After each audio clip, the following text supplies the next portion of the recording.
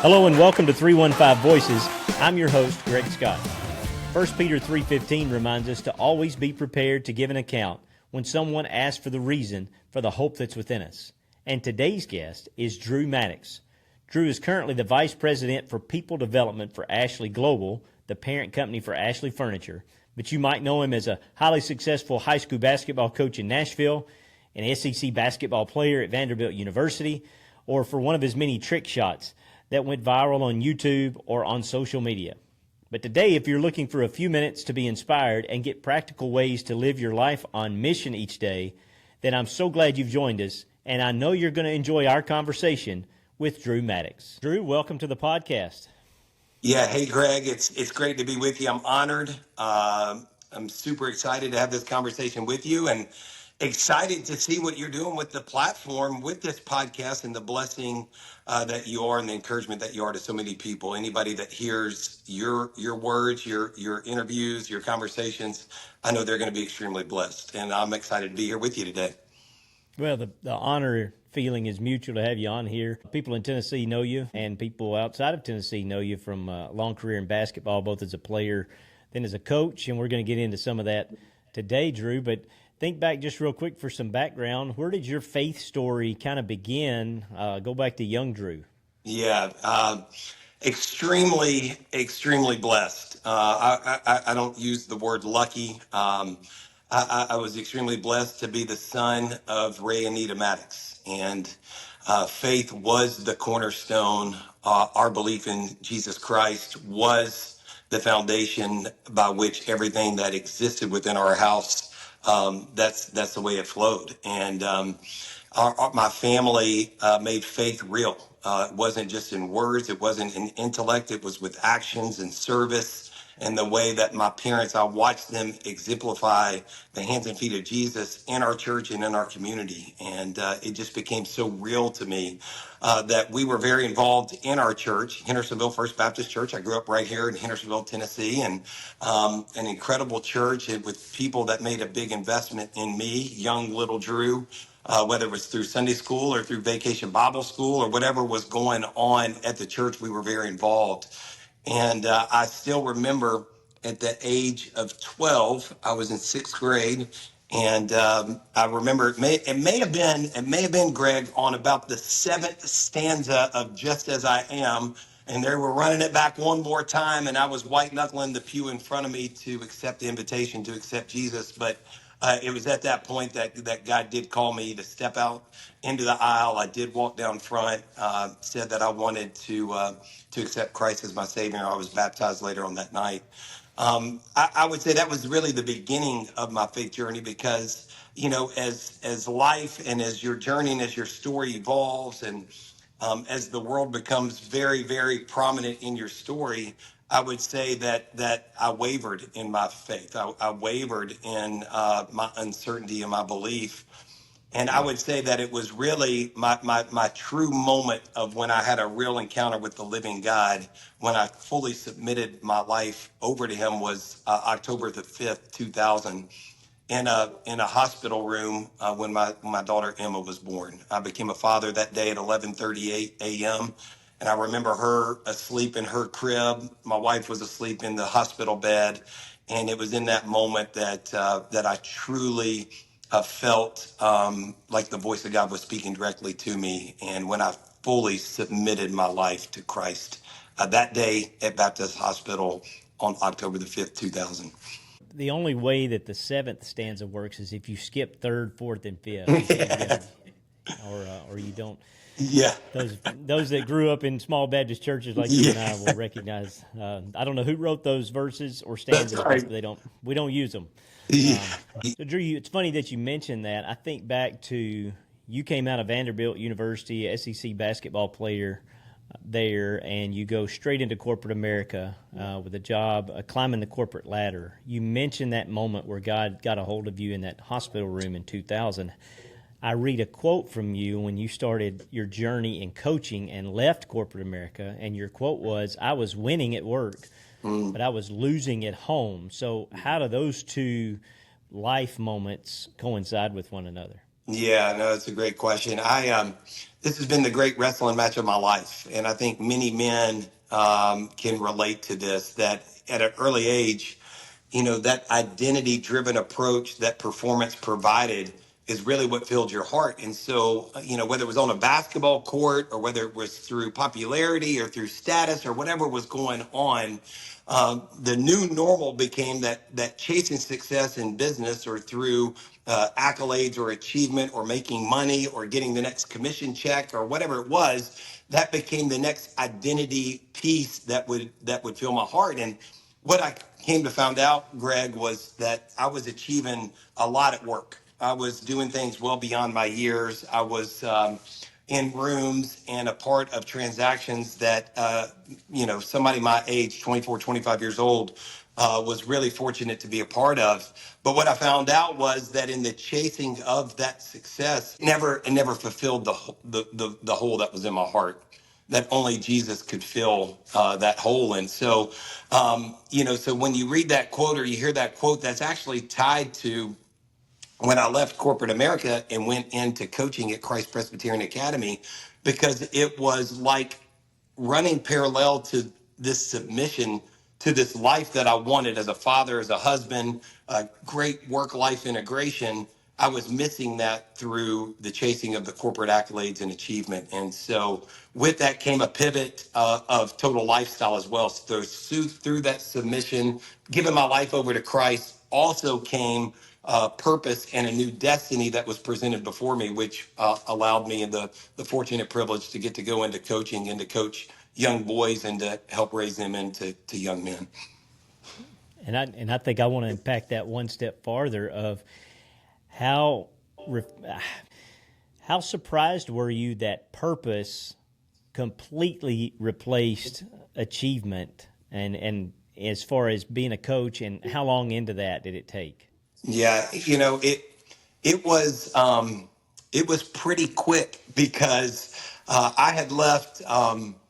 What many people thought I was crazy, including our CEO and others. Our organization had just gone public. I had stock options that were on a vesting schedule over many years. I had been given new opportunities and new leadership. I was rising quickly and rapidly through the corporate ladder. And even to make that switch into education and into coaching and teaching was deemed pretty much like I was crazy. I mean, like, what are you doing? That makes no sense mathematically. It makes no sense to anybody. And I totally trusted God in those years and in those moments and in those experiences that He would provide. Because if I was stepping out in faith, if I was stepping and taking that step out of the boat and saying, God, I'm here, allow me to pursue what you have for me, that ultimately it would make your name more and more famous in and through and around everything that I have, that He would provide. And Greg, He provided every step of the way, whether it was through a new partnership with Nike basketball, or whether it was through opportunities to broadcast, or whether it was through other opportunities to speak.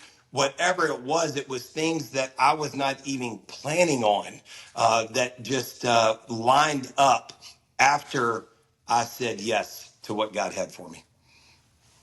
What a lot of men have said over the years, whether you know them personally or it's something that you've read, that they've said it's the purpose supplanted that very easily, to the fact that while it looked crazy that you're leaving corporate America, Yeah, to you it would look crazy to reverse that and go back right. to that type of corporate America. And I know you're back in corporate America now, but it's a little different. We'll get into that a little bit later on. But now at CPA, your teams became pretty competitive pretty quickly. You guys were competing for region tournaments and for state tournaments and state championships. And Drew, you may not know this, but the first time you and I were in proximity, I was on the TSSAA board and was at the state tournament, and you'll have to give me the year that you and Haywood tied up in the semifinals. And I've never seen the Murphy Center TSSAA state tournament. For those listening Yes. outside the state of Tennessee, we played at the Murphy Center on the campus of Middle Tennessee State University, and it doesn't fill up. It gets close a lot, and before or since then, I've not seen more people by the third and fourth quarter of that game that were in that bowl and were engaged in that ball game.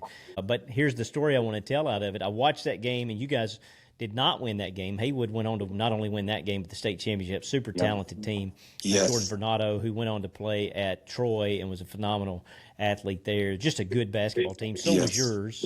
Braxton went on to Alabama.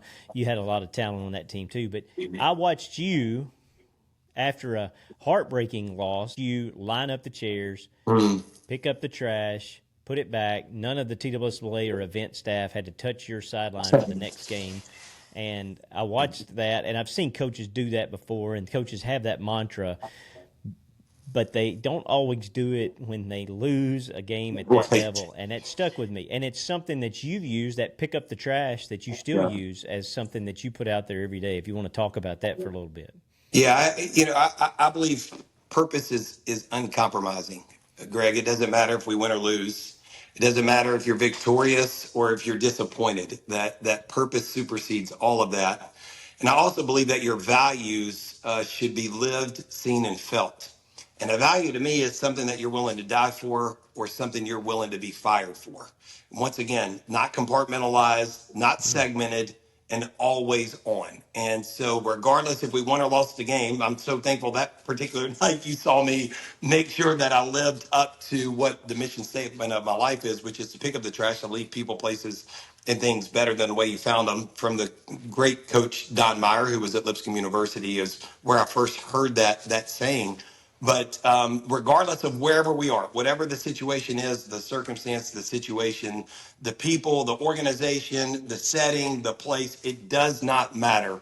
When your story collides with the story in present moment, when you leave that moment, both the setting or the person and you yourself should leave better for it. And that is living and ultimately breathing life into your purpose. And so, yes, regardless if you're disappointed or regardless if you're elated, it should not matter. It should be uncompromising because your mission, your purpose, and your values are something that always have life and it never dies.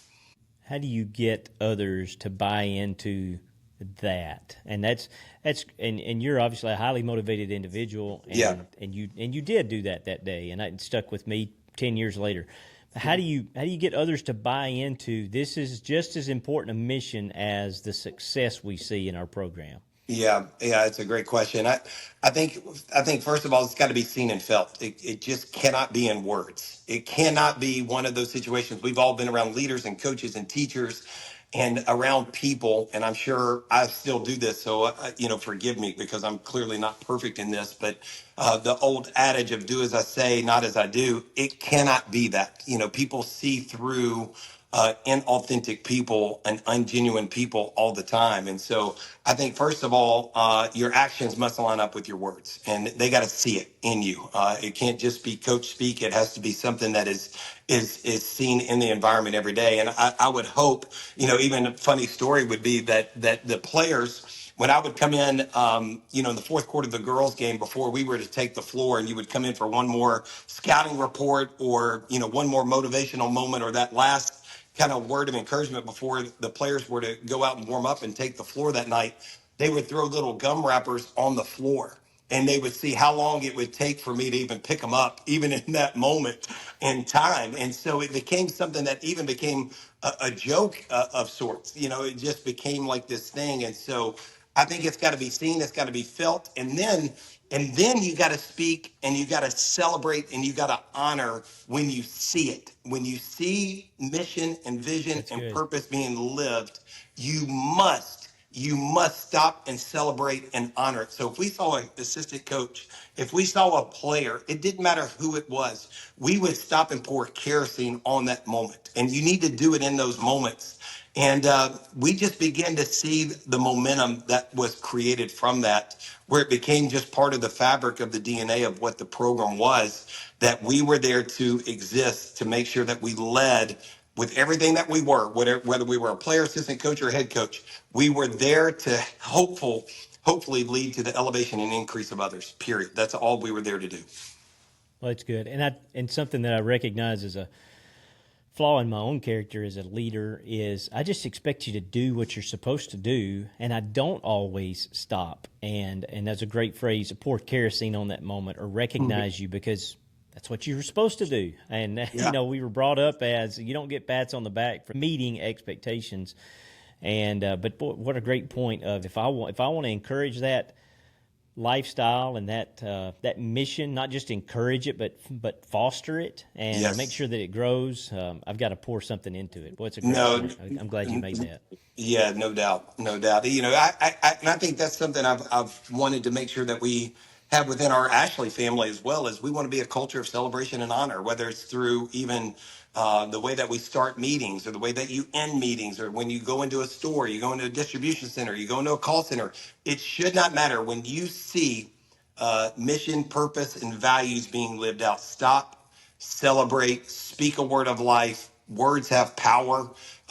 Affirmation and encouragement are now studies will show are as equally as important as bonus checks and commission checks. Like what it does for a person in terms of the psychology of the brain, the well-being genes, and the things that shoot off throughout your body. It is equal as receiving a check placed in your hand. And so let's be people that want to celebrate and love others big.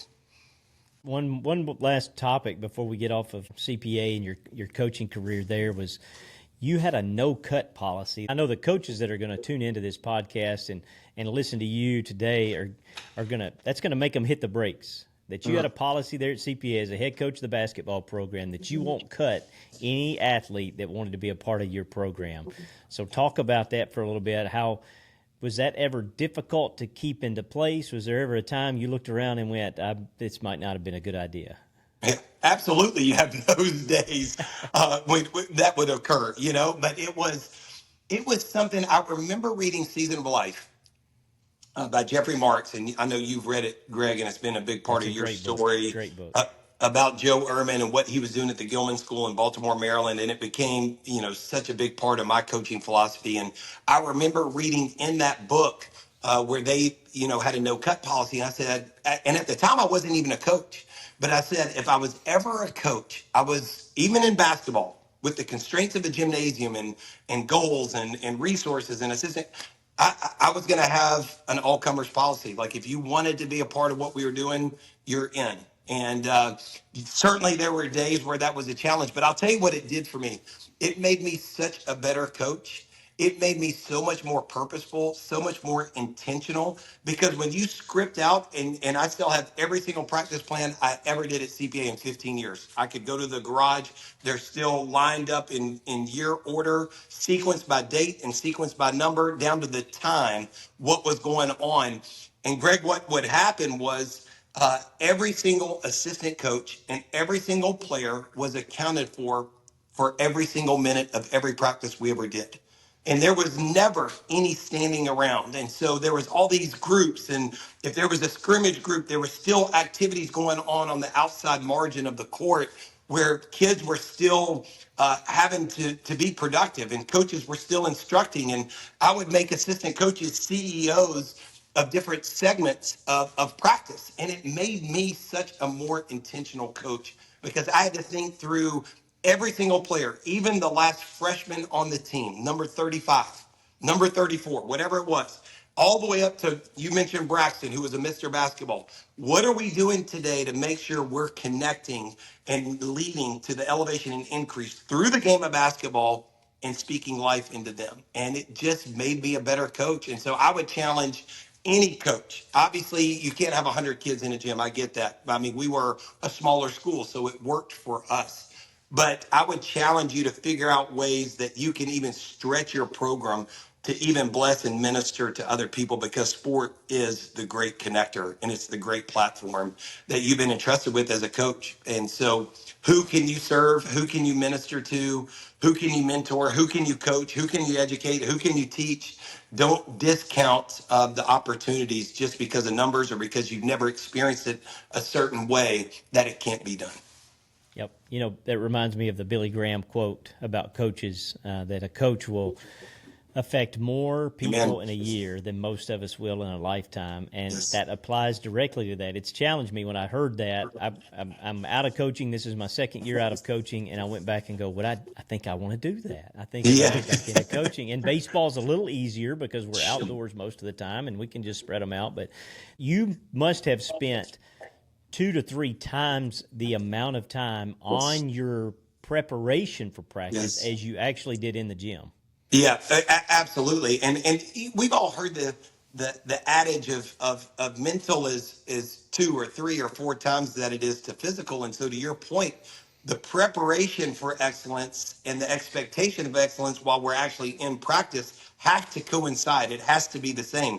I can't just wing it. I'm not just going to write it on a napkin. I'm certainly not going to show up in a gym and not have a practice plan. And I've seen many coaches do that. But what it allowed us to do too, Greg, was have some incredible conversations over the years. I'll never forget, and I don't mean to indict him on this, but I'll tell you a story about John Calipari walking into our gym. And John Calipari was recruiting 2 of our young men in those years that you mentioned. And he walked in, and there was other coaches there that particular day. And once again, here came our team out to the court. And they're starting to warm up. And I'm just having a conversation with them after school as we're about to get ready to practice. And he said, Drew, why is the middle school in here to practice with the high school? Like, I don't understand that those guys look so small. And they did. They were little freshmen at the time. And so what it allowed me to do is be able to talk about the parable of the talents, whether you were given 5, 2, or 1. Our program was built on that everybody has something to offer.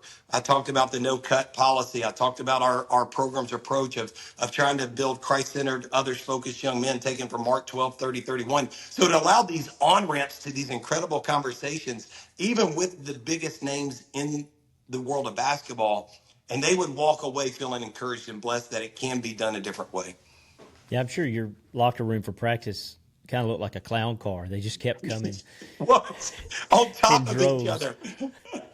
I'll tell you though, the other thing that was, and this goes back to a couple of questions ago that you asked about, like, how does that start to really happen and how does that manifest? And one of the amazing things that we did, and I know our football program does this, and Randy Heron has had a big part of this in our football program and in my years with partner alongside of me in basketball. But the way that we taught our young men to tell their story, we used shields, and we would split it into fourths, and you would draw these characters so it allowed somebody to articulate their story. Well, what we would do, Greg, is every single coach, including myself, every single year, and every single player, whether you were the oldest senior or the youngest freshman, it didn't matter who you were given the opportunity to tell your story because we believe everyone matters and everybody has something to contribute and to make an impact. And what it started to do was, to your point, make the locker room a safe place. We've all been in locker rooms where there's been a lot of wounding or a lot of trauma, maybe even, or a lot of hurt. And what I wanted was to have a place that it was a safe place where you could come and be your truest self. You didn't have to perform for identity. You didn't have to create some ideal. You certainly didn't have to live in the shadows. You could be your true self and you were accepted for who you were in that locker room. And through the telling of stories, that's the way that it started to really align to the purpose, the mission, and the values of what the program was about. If you can get a locker room to be a place that everybody from the youngest freshman with the least amount of career playing time can be in there with SEC athletes, and they're both great with it, and they both want to be there, then all of a sudden I'm a pretty smart coach when it comes to X's and O's, because everything works. That's right. Well, and I've always believed this. If you ever want to know the true essence of what you're doing as a leader of an organization, go to the lowest common denominator as measured by X, whether it's through performance, whether it's through production, whether it is. Ask them about their experience. And once again, no place is perfect. Lord knows we made so many mistakes over the years. Drew Maddux made so many mistakes. So I'm not sitting here with trying to pretend that the narrative is not that of mistake making as well. But I will tell you, we tried really hard and we sprinted very intensely to create a space where everybody belonged and everybody mattered. That's good stuff. So we'll make one more pivot for you career wise. You did leave CPA. Just as surprising to people that you left your corporate job to be a high school basketball coach. you kind of sent some shockwaves through Tennessee high school basketball by an abrupt exit into what you are now, which is the executive vice president of people development for Ashley Global. You recognize that, Ashley Furniture being one of the arms of that. But Yes. how did that come to fruition, and how did you say yes Yeah. to that? Yeah. I do believe this, and Mark Batterson is one of my favorite authors of National Community Church and wrote so many great books. But his latest book is a great title, and it talks about the difference between suddenly and gradually. And yes, to your point, it looked on the surface that it was a sudden, abrupt change, but really that was the process of what God was doing in and through my heart, my soul, going back many years.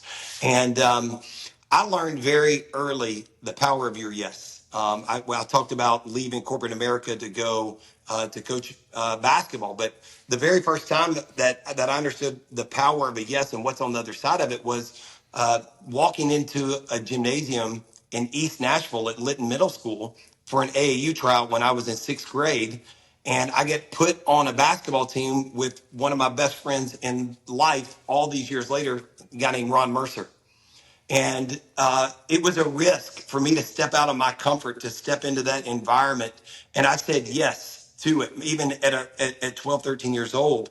And then I learned it through CPA and all that God did through that. And he was just preparing me for something that was elevated. I mean, that he had this divine opportunity that was just set up for me, and all the gradual approach, all the process, all the days, all the lessons, all the stories, all the experiences, all of that was being created for this sudden change of environments. And so, yes, it probably looked like, once again, a sudden and abrupt change, but it was many years of a process of what God was doing in, through, and around my story to get me ready for that moment, to even be able to say yes, to be a part of an executive team of one of the largest corporations in all of America. Our audience got to hear from Chuck Box, my friend at University of Texas, and how kind of the same story of him moving into college athletics after being a longtime high school coach and what that looked like in his life. And I told him, I said, man, you got kind of a dream job. Like, if you ask what his not his job title, but what his role is, job description is to try to make the person in front of me the best version of themselves, whoever that is on our team that day. And I said, man, what a great job. And then I told him, I said, but let me tell you about my friend Drew. He's got this. He's got another great job. So talk about your role there. You hinted to it earlier, how you want to become a corporation of encouragers, and the culture there is super important, not only to you, but it's obviously important to Ashley Global for bringing you on in that role. Yeah, I first of all want to say, with deep gratitude, uh, just how amazing he is, that our CEO, Chad Spencer, one of my best friends, just his heartbeat for people, that people is definitely, and it's not just speak, is placed above profits, that people are the very most important thing to him, whether it's our team members, the guests we serve, or through a purpose-driven approach to the communities that we're blessed to live, work, and play in. And we want to make a difference. And so what he saw was he needed somebody to wake up, and when their 2 feet hit the ground, that they go after the heart and souls of people. That first of all, we want to have an inside-out approach, that we want to serve, encourage, and bless our own team members as they go out, and as we get in the multiplication game, they're able to bless and serve our guests and the communities that we serve. And so we do that a couple of different ways. Through my opportunity, it's through leadership, culture, and people development. And so let's just kind of unpack all of that. Leadership development obviously is a multi-purposed approach in the way that we serve our leaders. And so whether that's through continuous education, whether it's through coaching, whether it's through life and growth planning, we have a pretty sophisticated learning system as well that really blesses our leaders. We have a cultural development platform. We do that through our town halls, our meetings, our broadcasts. We have productions that we're fortunate to do each and every month as a way to serve, our entire organization. And then through our people development, regardless of who you are, what your position is, once again, it's the parable of the talent. So we're wanting to bless and connect with where you are and what you need. And so we have all sorts of programs, all sorts of opportunities for anybody in our organization to be able to experience growth and development. And so that's done through a library. It's done through curriculum. It's done through content. It's done through teachings by me. It's done through teachings by our leaders. But Greg, I'll tell you, I've never seen an organization be more intentional. I'll say, organizations like Chick-fil-A and others, Southwest Airlines, because I've studied them, that do more and try to be more for its people as Ashley Global Retail. And you can hear it not only in what you say, but how you say it, that they hired the right guy. This is something that's in your heart for people as well, where you just get to pour into people and then watch the results of that and how God uses your gifting to do that. And that's got to be, just that sense of purpose has to be super fulfilling. Well, and I believe this, and certainly we bring this to the organization, but every single person is a coach. And the original definition of a coach, if you go back to the 1500s, is a transportation device usually drawn by horses, somewhat of importance from point A to point B. And so what I believe and what we teach is that every single human being has two gaps that exist. Number one, they have the potential gap, who they are today and who they're becoming. And what we're trying to do is to make sure we're bridging the gap of helping them on this journey of becoming and maximizing all that they were created to be. But it can't just stop there, because that would be a life that chases success. And once again, we want to be a life that is built on changing the paradigm and making sure that I consider the needs of others and chasing significance. And so I have to consider the second gap, which is the impact gap. So as I become more aware of my gifts and abilities and maximizing my potential, the paradigm and the lens by which I see the world, I start to understand the needs around me and the impact that divinely I was created to make with my special design, my special strengths, my special gifts. Well, a coach helps somebody in understanding those two gaps and helping them connect those places of interest. And so that's what I wake up and do every day, whether I'm doing it through the masses or whether it's one person in front of me. That's all we're trying to do is, how do I help somebody maximize their potential in order to make the impact they were created to make. Hey, stop by Kingdom and Country Apparel online today at kingdomandcountry.co. Mark and Jen are believers and veterans, and they encourage us to wear their gear, like the t-shirt I have on today, with courage, live it with purpose, and never stop sharing the good news. Use my coupon code 315VOICES associated with this podcast and grab your discount when you log on today. That's kingdomandcountry.co. And speaking of impact, personal life with you and your family, talk about. I don't want to miss this in our time, and there's a lot of things to unpack off what you just said. So I hope we can come back to that another day, and maybe have you back on another time, because I'd love to go deeper into that. But you and your family adopted two boys from Uganda. Yep. I say two little boys, but they're not so little anymore, because that's been several years ago. But man, of course, you know that my wife and I, adoption is near and dear to our heart as well, with our youngest son, Kane. But talk about that and how you got to that point where you went, yes, this is exactly what God's designed for our family. Yeah, another example of the power of yes. It just took a long time to get there in this particular situation. But Greg, we just through the way that God orchestrates different relationships in your life, it just became so apparent to us through different relationships that we had that God had more for our family, whether it was through ministries that we were serving, whether it was through opportunities to go serve different parts of the world, whether it was partnering alongside different organizations that we believed in. There was so much in this space of those that were less fortunate, and we just knew there was more. And at the time, my wife and I had three biological daughters, and through a series of events, became very much connected to what adoption means and the opportunity to adopt and all that God can do in and through that. Several of our mentors and family, friends, and heroes had stepped into that arena, and we were so blessed by their journey and thought, hey, maybe that's for us as well. And so we had that going on, and then there was a lady named Katie Davis that was from our area here in Brentwood, Tennessee. She was a young lady, graduated high school. Instead of going to college, she went and served in Jinja, Uganda, and she started to build a ministry there. And so, through the connection of these adoption stories with people here locally, and through what she was doing there in Jinja, Uganda, God just shined a big spotlight on adoption in Uganda and what He had for the Maddux family and how that was to intersect. My wife and my daughters were much more ready to adopt than I was, and but they were patient with that, and they were so gracious in that, and allowed me to really explore what God had for me in that. And but we said yes, and I'll never forget. Traveling over to Uganda, meeting our boys for the first time, and then bringing them home December 15th, 2010, that we landed back in the United States with our two sons, Patrick and Nicholas.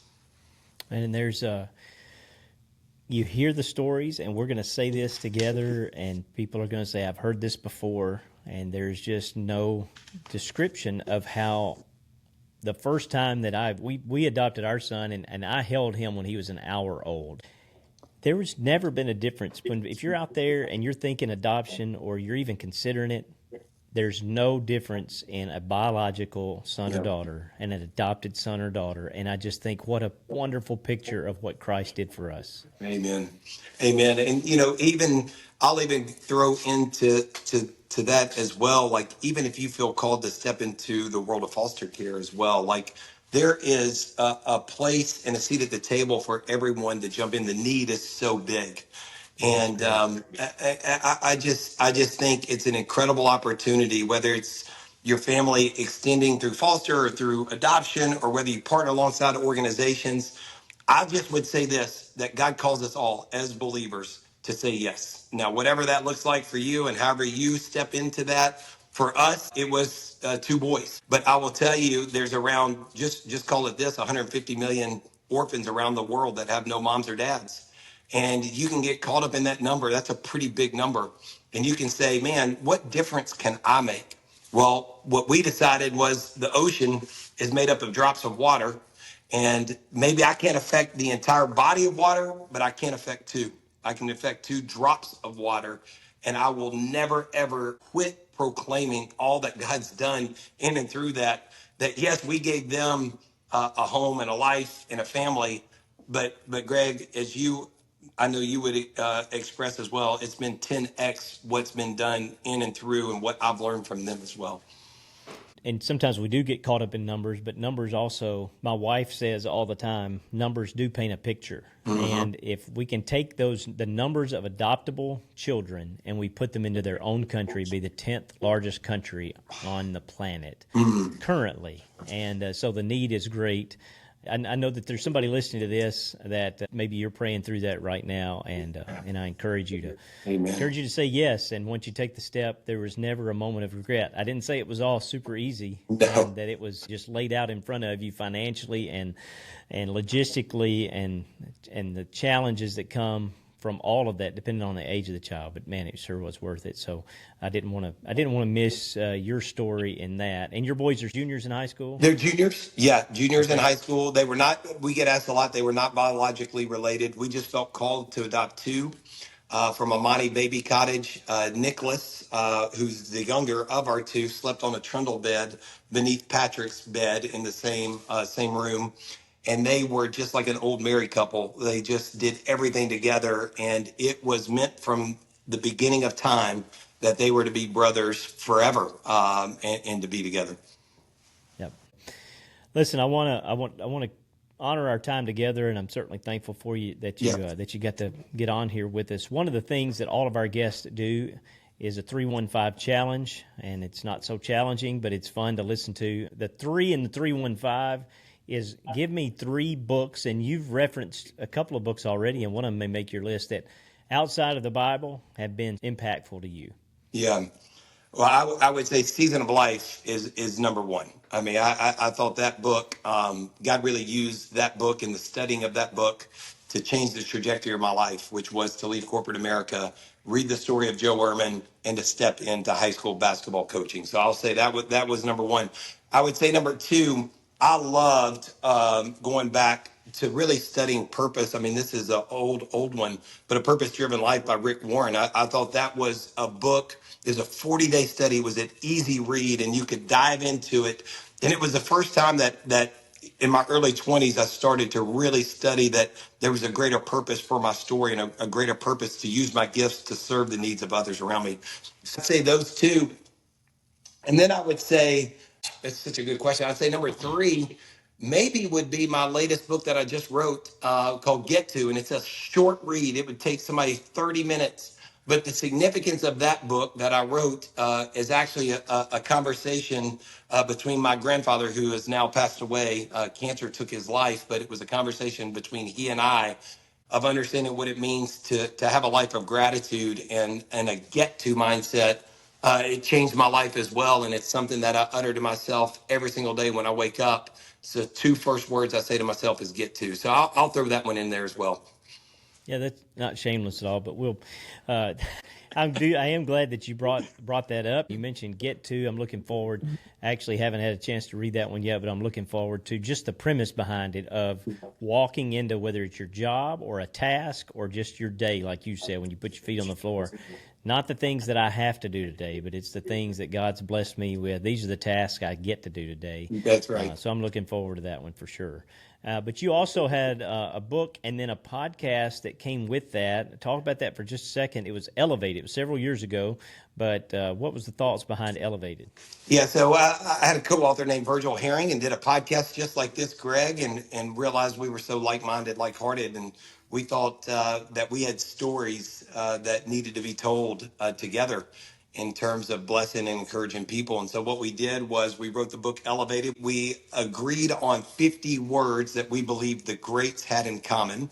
And we said we were going to spend the next 50 days and just take one word a day and just journal from our perspective what that word means, and then launched into having a podcast together, which was a blessing. We wrote a book called Excavated during COVID that followed that book under the same premise, 50 words. I also wrote a fourth book last year with my daughter Ava, which was a study of Psalms 23 that I would highly encourage people. I think you'll be blessed by the writing of a father and a daughter doing something together, which was a blessing as well.